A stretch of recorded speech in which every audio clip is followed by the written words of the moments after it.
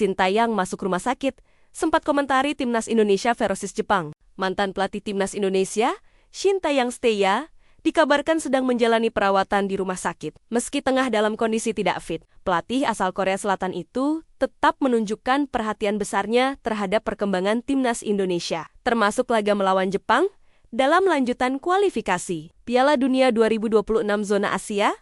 Kabar ini terungkap lewat video yang diunggah oleh mantan penerjemah Sintayong di Timnas Indonesia, Jong Sok-seo, melalui akun Instagram miliknya. Dalam unggahan tersebut, Jong atau akrab disapa JJ, terlihat melakukan panggilan video dengan Stai. Meski terbaring di ranjang rumah sakit, Stai tetap bersedia menjawab berbagai pertanyaan JJ, mulai dari analisis kemenangan 1-0 atas Cina, hingga pandangannya mengenai persiapan Garuda jelang babak keempat kualifikasi. Yang menarik, dalam percakapan itu, Stai juga sempat menyinggung laga melawan Jepang. Wawancara ini dilakukan sebelum pertandingan ke-10 grup C putaran ketiga digelar di Suita City Football Stadium, Osaka. Sintayong menyampaikan bahwa laga melawan Jepang, meski tidak menentukan nasib Indonesia yang sudah dipastikan lolos ke ronde keempat, tetap krusial. Menurutnya, pertandingan seperti ini bisa menjadi tolok ukur penting untuk mengukur kesiapan menghadapi tim-tim papan atas Asia. Pertama-tama mulai dari pertandingan melawan Jepang, karena Jepang adalah tim terbaik di Asia. Kita harus meneliti dan mempersiapkan bagaimana cara melawan tim-tim sekuat itu, agar bisa tampil lebih baik, ujar Stai dalam video yang diunggah @JongSeo, Rabu 11 Juni tahun 2025. Sayangnya,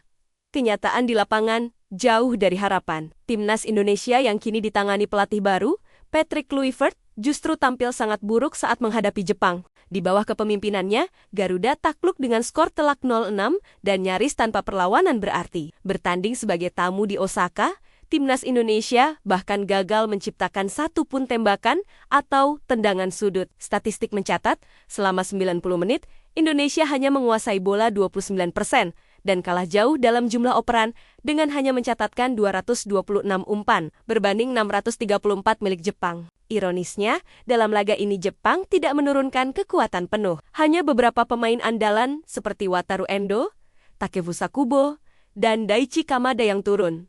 Sementara sisanya adalah pemain pelapis. Namun Indonesia tetap tak mampu berbuat banyak dan terkesan lumpuh total secara taktik maupun mental. Bandingkan dengan pertemuan sebelumnya antara kedua tim pada November tahun 2024 di Stadion Gelora Bung Karno. Saat itu, meski kalah 0-4, skuad Garuda asuhan Sintayong mampu memberikan perlawanan berarti. Timnas Indonesia mencatatkan penguasaan bola sebesar 34%, melepaskan 8 tembakan. 3 diantaranya mengarah ke gawang dan 2 dikategorikan sebagai peluang emas. Bahkan, Stai mampu memaksimalkan potensi pemain muda seperti Justin Hubner yang meski mencetak gol bunuh diri, tampil cukup solid sebelum insiden tersebut. Permainan kala itu masih menunjukkan progres dan keberanian untuk menyerang. Sebaliknya, di bawah Kluivert, Indonesia seperti kehilangan arah dan karakter. Tidak ada ancaman berarti yang diberikan kepada Jepang. Hasil ini mempertegas bahwa perbedaan pendekatan pelatih sangat berpengaruh terhadap performa tim di lapangan. Di tengah obrolan ringan tersebut,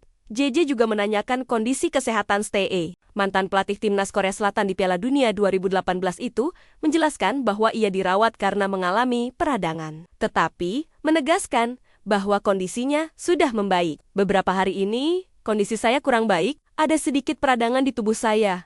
Jadi saya dirawat sebentar di rumah sakit, kata Sintayong. Tapi tidak perlu khawatir kesehatan saya, tambahnya, meyakinkan publik Indonesia yang masih menunjukkan simpati besar padanya. Meski saat ini tak lagi menukangi timnas, perhatian Stai terhadap skuad Garuda tetap terasa. Ia menilai pentingnya evaluasi dan persiapan serius menjelang ronde keempat kualifikasi Piala Dunia 2026, mengingat lawan-lawan yang akan dihadapi tentu jauh lebih kuat dan konsisten. Kekalahan telak dari Jepang ini menjadi sinyal peringatan keras bagi Patrick Kluivert dan staf pelatih.